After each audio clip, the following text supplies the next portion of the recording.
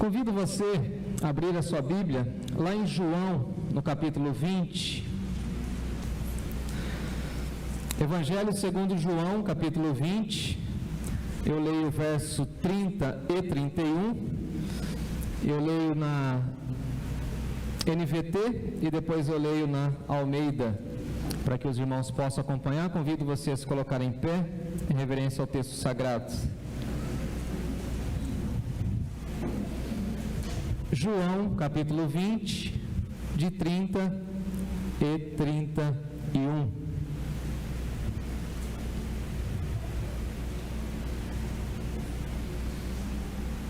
Diz assim o texto sagrado: Os discípulos viram Jesus fazer muitos outros sinais, além daqueles que se encontram registrados nesse livro. Esses, porém, estão registrados para que vocês creiam que Jesus é o Cristo, o Filho de Deus, e para que, crendo nele, tenham vida pelo poder do seu nome. Em outra versão: na verdade, fez Jesus diante dos seus discípulos muitos outros sinais que não estão escritos nesse livro. Esses, porém, foram registrados para que vocês creiam que Jesus é o Cristo, o Filho de Deus, para que, crendo, tenhais vida em seu nome. Feche seus olhos e ore comigo. Pai bondoso, Deus de amor e graça e misericórdia, nós te louvamos, nós te bendizemos e mais uma vez suplicamos a tua graça e a tua misericórdia, pedindo a Deus que o Senhor fale ao nosso coração. Edifica a tua igreja, fortaleça a nossa fé, mostre a nós mais uma vez, ó Deus, as verdades bíblicas. Queremos sair da tua casa, Senhor Deus, completamente preenchidos pelo poder da tua palavra.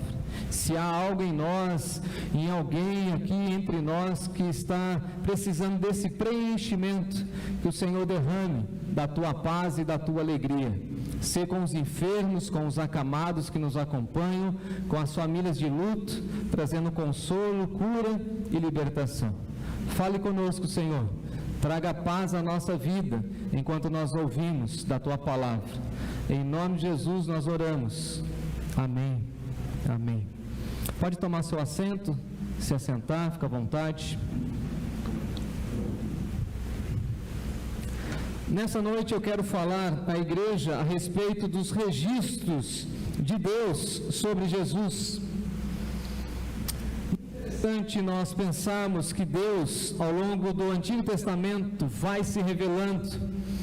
O autor aos Hebreus vai dizer para nós que Deus falou de muitas formas, de muitas maneiras, usou os profetas, usou os salmos e foi se revelando. Quando nós abrimos a nossa Bíblia em Gênesis 1:1, nós já entendemos que Deus está criando o mundo, fazendo o universo, e nós fazemos parte desse processo da criação de Deus e estamos completamente inseridos dentro do seu propósito. Então, o Deus a quem nós servimos é o Deus que se revela, é o Deus que se comunica, é o Deus que intervém na história para revelar o seu amor, e por isso nós afirmamos e reafirmamos sempre que Deus está falando. Amém?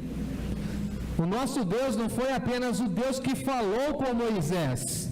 Ele falou com Moisés, falou com Paulo, fala comigo e está falando ao seu coração. E Ele vai falar. E Ele vai se comunicar, e Ele vai revelar a vontade dEle para a minha vida, para a sua vida e para a nossa igreja. Então nós servimos o Deus que se revela, o Deus que deixa registrado um livro para nós. E nós temos a nossa Bíblia, e hoje nós podemos celebrar, porque hoje é o dia da Escola Bíblica Dominical, e nós, nesse mês de abril, falamos muito do valor das Escrituras Sagradas. Eu dou graças a Deus pela vida da minha mãe, que aqui está. Está aí, dona Olga? Não foi arrebatada ainda não? Está aí. E eu sou aluno da Escola Bíblica Dominical desde criança. Quem é um pouco mais maduro vai falar assim, desde a tenra idade. Quem é dessa época? Tenra idade. Então eu frequentei a EBD a vida toda e falava isso a Timóteo. Timóteo, nós precisamos ser alunos, nós precisamos ir à igreja, nós precisamos uns dos outros. E aí eu comecei a contar para ele a minha história. E aí foi tão interessante que eu achei lá na minha Bíblia, da minha ordenação, o meu registro do hall de bebês. Quem é aqui dessa época, das igrejas batistas? Hall de bebês? E eu fui apresentado, e naquela época não tinha os protocolos que tem hoje, com 28 dias na igreja. Os médicos hoje pedem para ser depois de 3 meses, precisa tomar todas as vacinas. Naquela época já tinha doença, viu gente? E mamãe me levou para o templo com 28 dias. E desde então, falava para Timóteo, nunca deixei de aprender das Escrituras. E ele falou assim, então você já sabe tudo? Eu falei, é claro que não. Porque Deus revelou a sua vontade e tem muita coisa na Bíblia e nós passaremos a vida toda estudando a Bíblia e não entenderemos tudo o que está na Bíblia. E ele falou assim, então como que a gente vai fazer? Eu falei, por isso que nós vamos para a eternidade. Que Jesus disse para nós que a vida eterna é que nós iremos conhecer a Deus para todo sempre. Mas Ele deixou o seu registro para nós. E na Bíblia nós encontramos tudo aquilo que Deus quis revelar da sua vontade. Agora, na vida cristã não tem um diploma, na vida cristã não tem formatura, na vida cristã a gente vai aprendendo, não cansa de aprender, porque tem muita coisa ainda para a gente cavucar e aprender na Bíblia, não é assim? É uma fonte inesgotável, como diria a professora Cleuta. Eu vou ganhar um bombom? Eu te elogio sempre, você nunca me dá um bombom, só porque eu não sou seu aluno. E a Bíblia então é essa fonte inesgotável e nós temos tudo aquilo que nós precisamos na Palavra de Deus. E por isso a nossa vida, a nossa igreja e as nossas famílias devem estar fundamentadas na Palavra de Deus. Aí nós temos essa proposta de que Deus está se comunicando. E a maneira mais nítida da comunicação de Deus para a humanidade foi enviar Jesus. E Jesus é o ápice da revelação de Deus. Quem aqui está comigo? Alguém dormiu aí? Não tem como, né?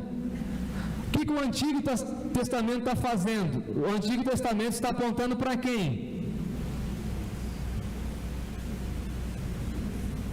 Vocês tomaram café? Comeram alguma coisa hoje? O Antigo Testamento está apontando para Jesus. O Novo Testamento vai contar a história de Jesus. E o Novo Testamento?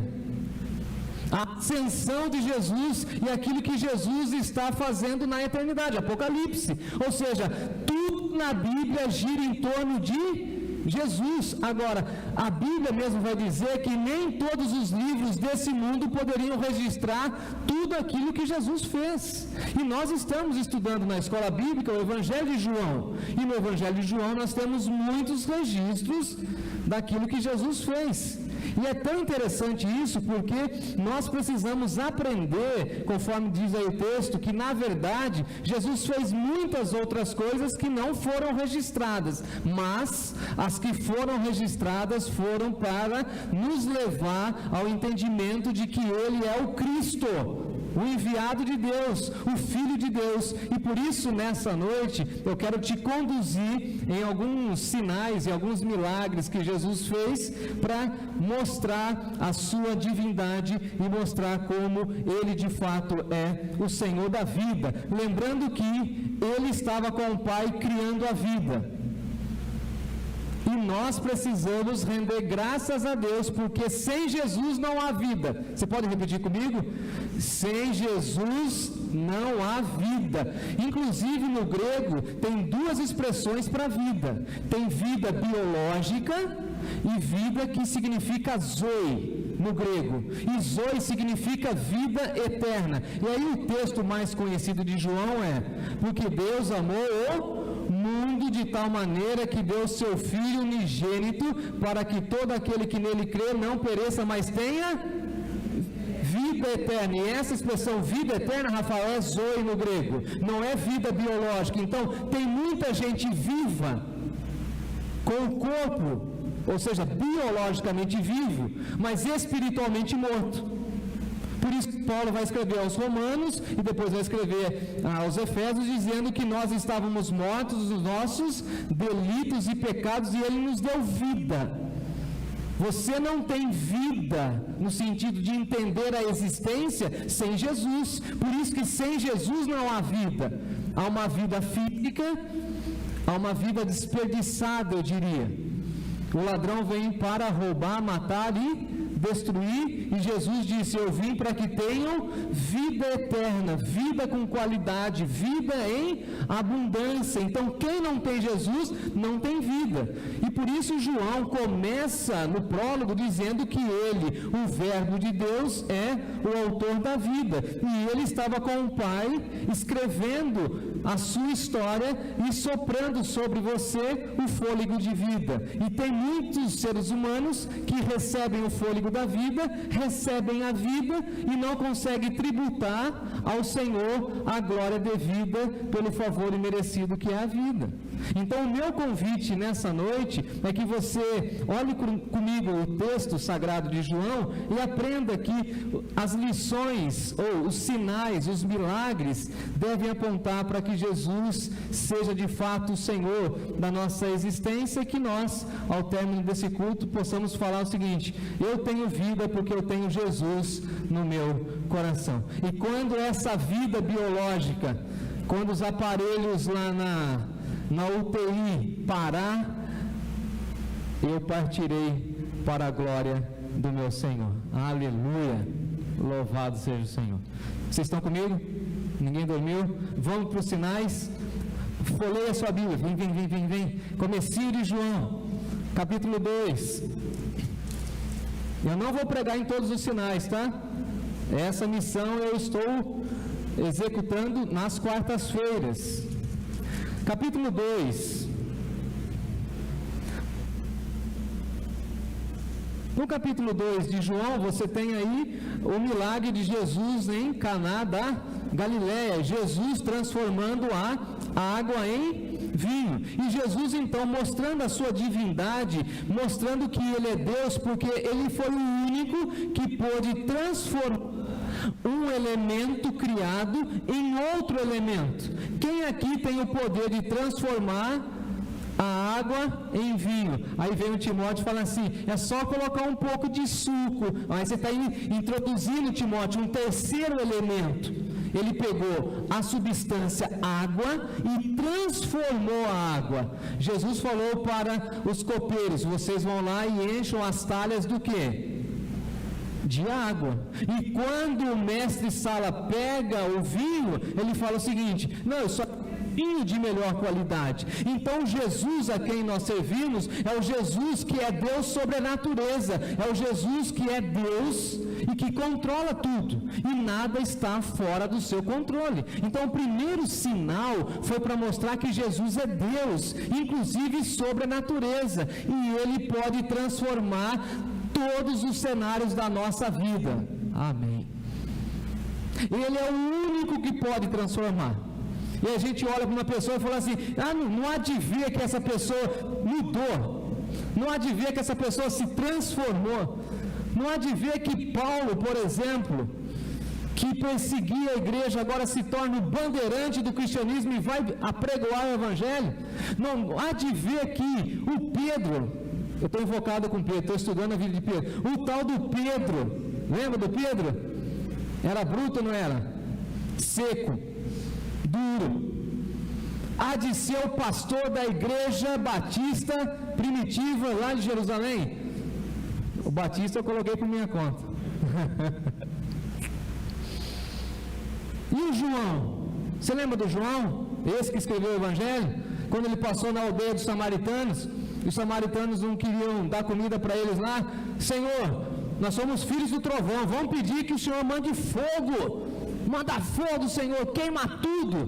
É esse João que vai falar que Deus é amor. Então o primeiro sinal de Jesus é para mostrar para mim e para você que Ele pode transformar qualquer cenário. Ele controla a natureza, Ele muda aquilo que Ele quiser. É o mesmo Deus que parou o sol, lembra? Para Josué. É o mesmo Deus que abriu o mar vermelho, e Jesus é o Filho de Deus. Creia nisso. Caminhe comigo no capítulo 4.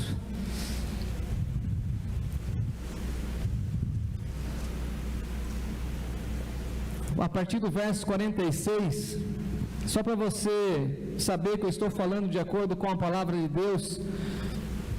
Quando Jesus está andando com seus discípulos após a conversa com a mulher samaritana, e ele então se depara com um dos servos do rei, e ele chega para Jesus, ele tem uma demanda, o seu filho está enfermo, ele precisa de uma cura, ele chega até Jesus, ele pede ajuda para Jesus, ele fala: Jesus, daqui onde nós estamos, de Caná da Galileia até Cafarnaum, é 30 quilômetros, desce comigo, vá comigo lá, Senhor, o meu filho está morrendo.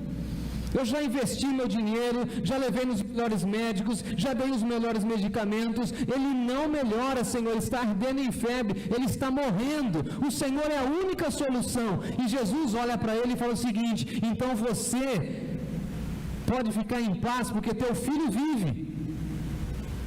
E aquele homem creu, e a Bíblia vai dizer para nós que ele creu sem ver. E Jesus vai dizer para nós que felizes são aqueles que creem sem precisar visualizar coisa material. E quantas vezes nós queremos falar assim: não, se eu não ver, quem é que é discípulo de Tomé? Ninguém assume, né? Eu preciso ver para crer, eu preciso enxergar a coisa concretizada. Eu preciso ver o projeto pronto, senão eu não coloco a minha mão, senão eu não coloco o dinheiro. Isso não é fé. Fé foi aquilo que a Natália teve. Estou brincando agora. Olhou para mim e falou: aquilo lá pode ser um marido. Deus teve fé ou não? Dá risada, Selma, você estava lá no meu casamento? Quando eu cheguei aqui, tinha um terreno lá em cima. Só um terreno e um monte de entulho. A diretoria comigo, em oração, o que nós fizemos lá, gente bonita? Quem é da diretoria aí? Nós temos fé, nós teremos uma igreja aqui. E a gente só tinha o projeto, só os rabiscos. Vamos começar? Vamos começar. Crer sem ver. Aquele homem creu na palavra de Jesus, e quando ele estava voltando para ver o seu filho, os seus criados estavam voltando na sua direção e falaram: olha, o teu filho vive. Ele falou: mas que hora que foi? Foi naquela mesma hora que Jesus havia dado a sua palavra. Guarde isso comigo: quem dá a palavra final na nossa vida é Jesus. Repete comigo aí: a última palavra na nossa vida é Jesus. Teve um médico que falou que eu não ia durar mais 6 meses. Já se passaram 4. Quem dá a última palavra? Jesus falou: você vai lá e teu filho vive. Se você tiver fé, você pode voltar para sua casa que o seu filho vive. O Eduardo está aqui e veio aqui num culto sem emprego. Nós oramos por ele, no outro domingo ele voltou aqui e disse assim: pastor, pode avisar a igreja que eu estou empregado, porque ele creu na palavra de Deus. E quando Jesus dá uma palavra, a gente precisa agarrar a palavra que ele está dando para nós e falar assim: eu creio pela fé. Hoje eu não tenho como visualizar isso, mas eu vejo o que Deus está fazendo lá na frente, porque Jesus é poderoso, e Jesus é Deus, e Ele pode cuidar da saúde e pode dar vida a quem está morrendo. Louvado seja o Senhor por isso. Vá comigo, lá no capítulo 5, está aí do lado, temos a cura de um paralítico. Eu gosto muito desse texto porque o texto vai dizer que ele viveu paralítico, mendigando 38 anos, metade de uma vida, largado, sem ninguém olhar para ele, sem ninguém saber seu nome, sem ninguém se importar. E havia lá uma cultura popular de que tinha um tanque e que os anjos balançavam as águas do tanque. Vocês lembram desse texto? Está aí capítulo 5. E que o primeiro que chegasse lá e pulasse no tanque era curado. E por isso, naquela região, havia muitos enfermos, muitos coxos, muitos cegos, e estava lá esse paralítico. E Jesus está passando, e Jesus é muito perspicaz, porque Jesus fala assim para ele: você quer ficar curado? Se tem uma coisa que ele queria, era o quê? Ficar curado. Mas ele falou assim: mas Senhor, deixa eu explicar uma coisa. Eu sou paralítico, então eu não tenho como. Quando dizem que a água está se mexendo, até eu conseguir me movimentar, e aí fazendo a lição de casa, ele provavelmente tinha alguma dificuldade nas pernas, então até ele se movimentar e se lançar no tanque, o outro já tinha descido com a tal da cura. Parece o nosso país, não parece? Pessoas que afluem para uma determinada localidade para buscar a cura. Isso era simplesmente uma cultura popular e uma crendice popular. Aí Jesus olhou para ele e falou o seguinte: você crê em mim? Ele olhou para Jesus e falou: creio. Aí Jesus olhou para ele e falou assim: então levanta e anda. O que ele fez? Levantou e andou. Então Jesus é Deus e Ele é o único Deus, e Jesus não divide a glória dele com ninguém. Ninguém. Se você quiser dividir a glória de Jesus do seu coração com outros deuses, Ele está fora. Com outras imagens, Ele está fora. Ou você crê exclusivamente em Jesus e entende que Jesus é o único que pode te levar para a eternidade, ou você vai ficar dividindo o seu coração com Jesus mais outros ídolos, mas Jesus está fora da sua vida. Jesus olha para ele e fala o seguinte: você crê? Então levanta e anda. E Jesus está dizendo: eu sou Deus, o único Deus, e não tem salvação e não tem resolução de problemas fora da minha presença. Vá comigo lá no capítulo 6.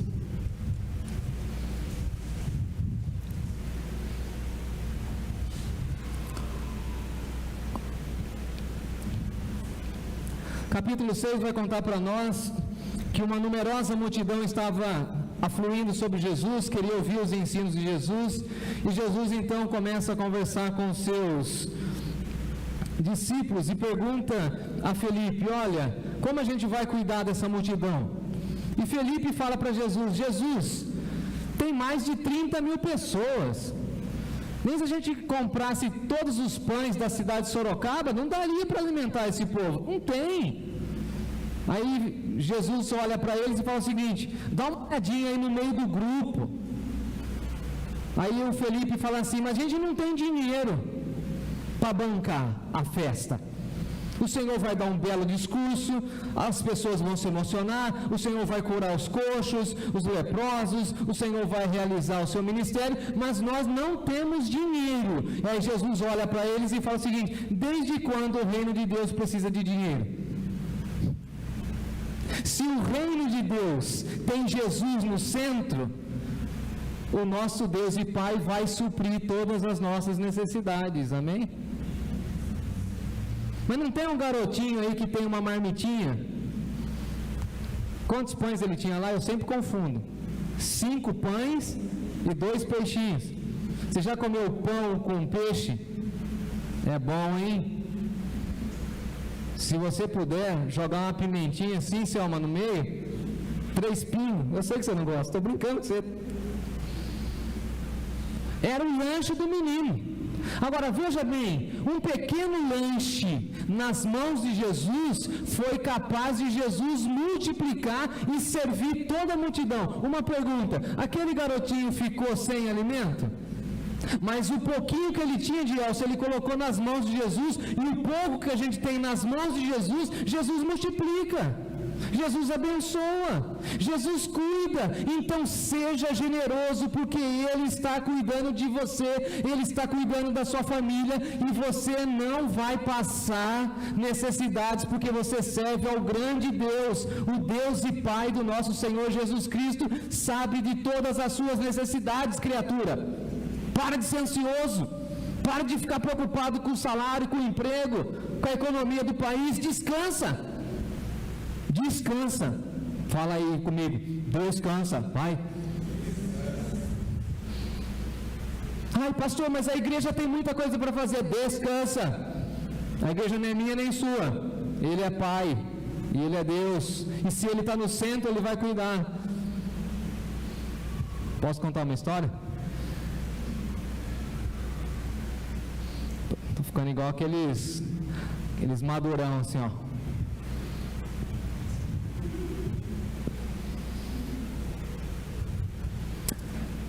Três semanas atrás, o Luciano, da nossa igreja, hoje ele está trabalhando, chegou para mim e falou: pastor, queria fazer o aniversário da minha filha, que é um dia depois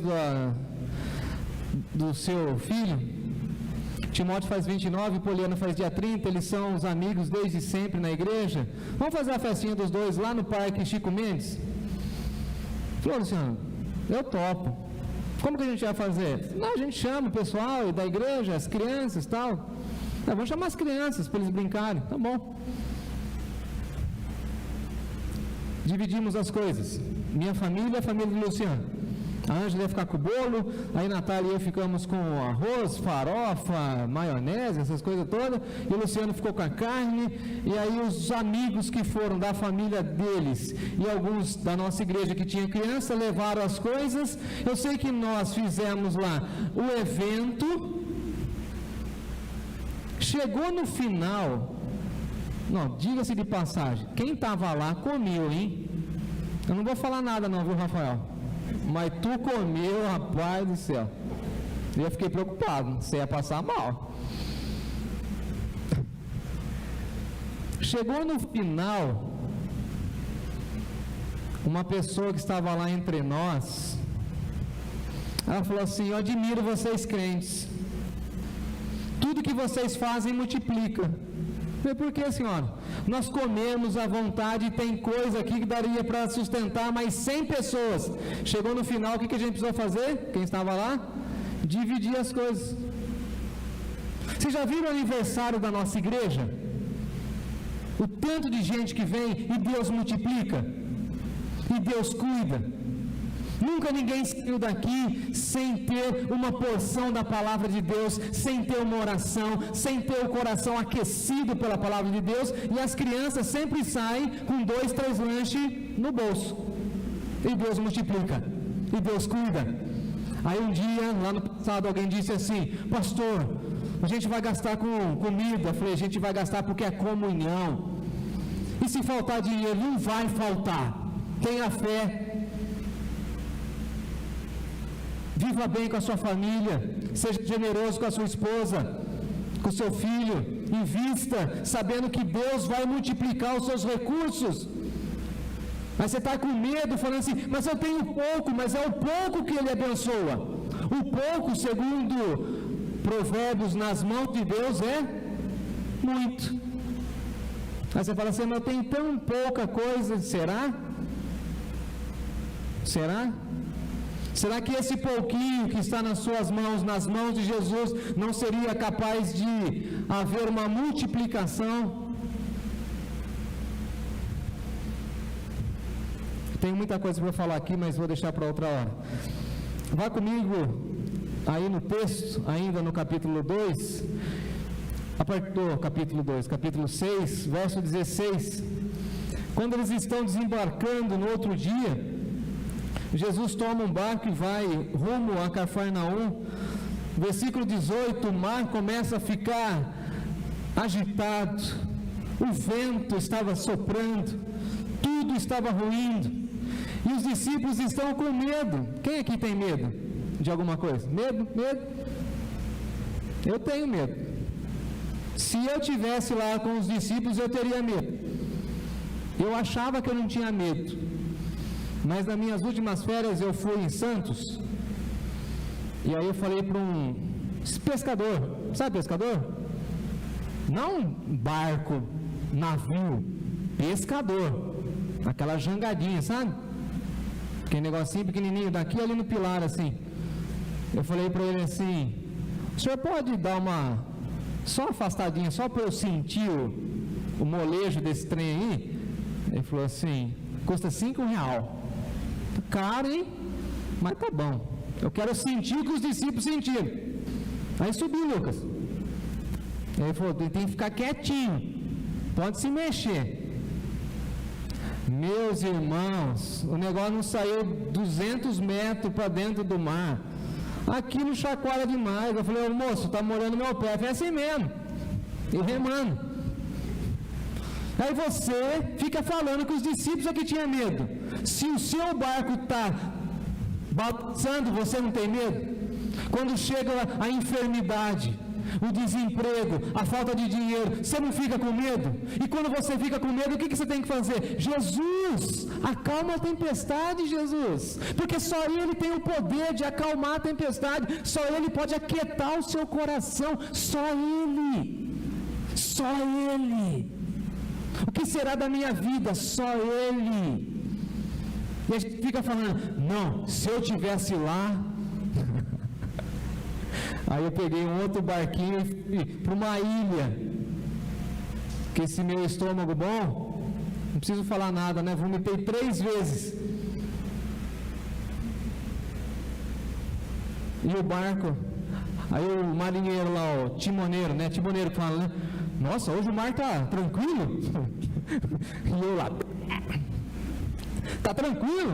Hoje tá tranquilo? Tá tranquilo, sem vento. Nossa, meu cabelo... É no meio da tempestade que você tem que clamar, socorro, Jesus, vem me socorrer, vem me ajudar, e Jesus acalma a tempestade, e vem o tempo da bonança. Se você está passando pela tempestade, acalma o seu coração, a bonança vai chegar, Jesus vai falar assim, aquieta-te mar, porque Jesus é Deus, e Ele controla tudo ao seu redor, tudo.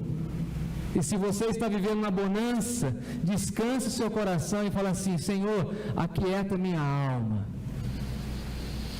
aquieta minha saúde emocional. Quem pode levantar a mãozinha comigo? Aquieta meu coração, Jesus, nessa semana, traga paz, porque Jesus fala assim, não temas, eu estou no barco. Não temas, eu estou contigo. Eu vou cuidar da sua casa, eu vou cuidar da sua família. Mariana, não foi esse texto que a gente leu lá? Não temas, eu estou no barco. Lembra que seu pai falou da tempestade? Não temas. Edivaldo, vai passar. A bonança vai chegar, meu irmão. Lucas, fica firme aí. Vai passar, é só tempestade. Nilo, fica firme. Logo o Senhor vem e fala assim para você, não temas, meu irmão, fique em paz, estou cuidando de tudo. Capítulo 9, já cansaram ou não? Não? Capítulo 9, tem mais 2, aí eu já concluo. Capítulo 9 vai falar para nós da cura de um cego de nascença. E Jesus, num sábado, vai lá e cura esse homem.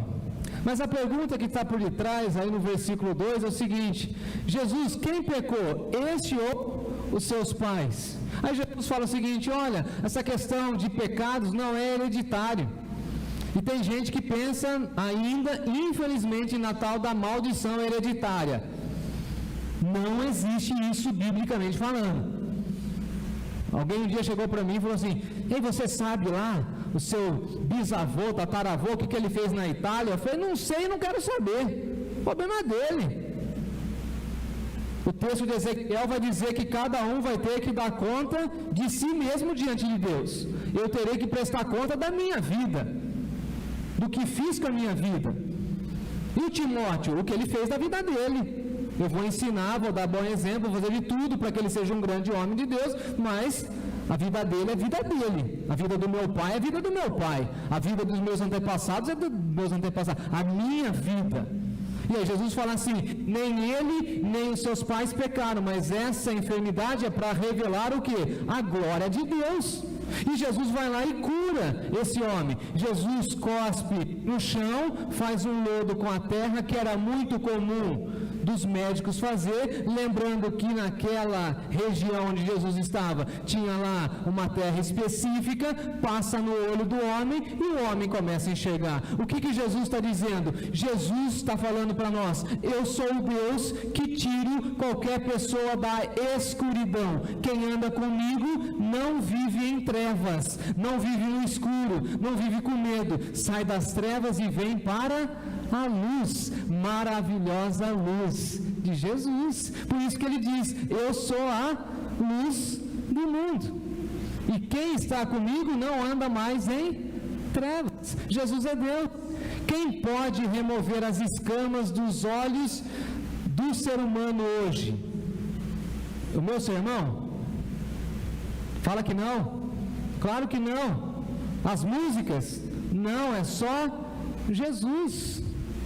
E a nossa oração é: Jesus, tire os meus familiares da escuridão, que eles vejam a beleza do Evangelho. Capítulo 11. Preciso acelerar porque o relógio ali, não para. Um dia eu vou boicotar esse relógio.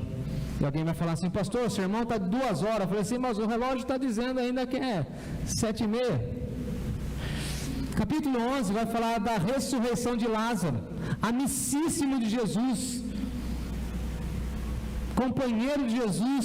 Jesus chega lá e chora ao ver o seu amigo Lázaro, mas ele também é Deus. Ele vai mostrar para nós que ele, sendo Deus, ele vai ressuscitar o Lázaro e vai trazer vida. Só que a pergunta é: por que Jesus demorou tanto para chegar lá? Jesus chega lá no 4º dia. Entenda uma coisa: Deus faz tudo no tempo certo. Não é para ontem e nem para amanhã, é no tempo de Deus.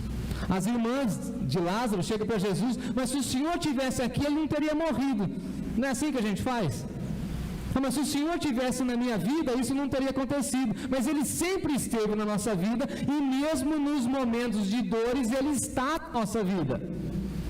E Ele vai chegar com providência na hora certa para revelar a glória de Deus. Ele chega lá e fala o seguinte: aonde está o Lázaro?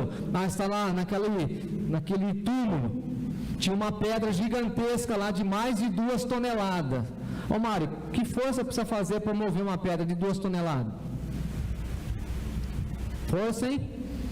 Aí Jesus olha para os homens que estavam lá e fala assim: tirem vocês a pedra. E por quê? Aquilo que é para a gente fazer, Deus não vai fazer. Repete comigo aí: aquilo que é para Ele fazer, Deus não vai fazer. Agora, o milagre, Ele vai fazer. Jesus, eu fico olhando para essa cena e falo assim: Jesus é todo poderoso, amém?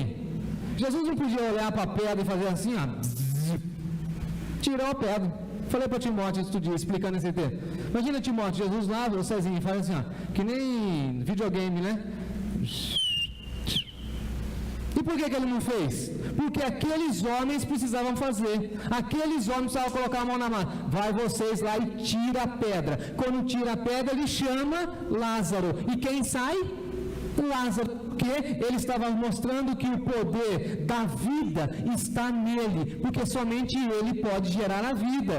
Ainda que morra, viverá. Eu sou a ressurreição e a vida. Meu irmão, minha irmã, não tem sonho perdido com Deus. Ele é que sabe os planos e os sonhos que Ele tem para a sua vida. Aí você vai falar assim: mas o meu marido, aquela pessoa no trabalho matou meus sonhos. Não, os sonhos de Deus dentro do seu coração, as promessas de Deus dentro do seu coração não pode morrer. E Jesus está soprando para nós hoje dizendo o seguinte: eu sou a ressurreição e a vida, ainda que morra, viverá. Lázaro sai para fora. E aí Lázaro sai cheio de ataduras, de faixas. O que Jesus fala? Vai vocês tirar essas faixas. Então Jesus é Deus que ressuscita os mortos. Aleluia. Eu era um morto na religiosidade, Jesus me alcançou. Eu era um rapaz fadado ao fracasso, mas Jesus me encontrou e Jesus me chamou para o seu sagrado ministério. Louvado seja Deus por isso. Volte comigo lá no capítulo 20 para eu concluir o texto. Ninguém dormiu ainda?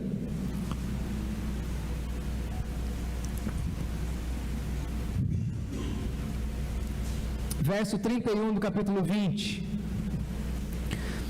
Esses sinais que foram registrados com uma finalidade. Dá uma olhadinha aí. Para que vocês creiam em Jesus. Agora, o que significa crer na linguagem de João? Eu estou concluindo, meu irmão. Significa você levantar a mão e falar assim: não, eu acredito. Porque no nosso português, crer tem a ver com acreditar. Por exemplo, eu chego para a Marina e falo assim: amanhã eu vou fazer uma visita. Ela fala assim: que horas? Aí tal hora. Aí ela fala assim: eu creio que o Senhor vai. Ou seja, eu estou acreditando que o Senhor vai. Não é assim? Aí a Bíblia vai dizer para nós que Tiago, irmão de Jesus, diz que até os demônios creem e tremem. Não é somente acreditar que Deus existe. Se fizermos uma pesquisa no nosso país, e já foi feita, 97% da população do Brasil diz que acredita em Deus. Acredita? O que você acha? Diz que acredita. Agora, a expressão no grego, crer, tem a ver não com acreditar, mas com a submissão. Eu creio e por isso eu me submeto. Eu creio e por isso eu digo que o Senhor é o Filho de Deus. Eu creio e viverei seguindo os teus passos. Eu creio e quero me filiar ao teu reino para fazer a tua vontade. Eu concordo com o Senhor. Crer aqui tem a ver com concordar.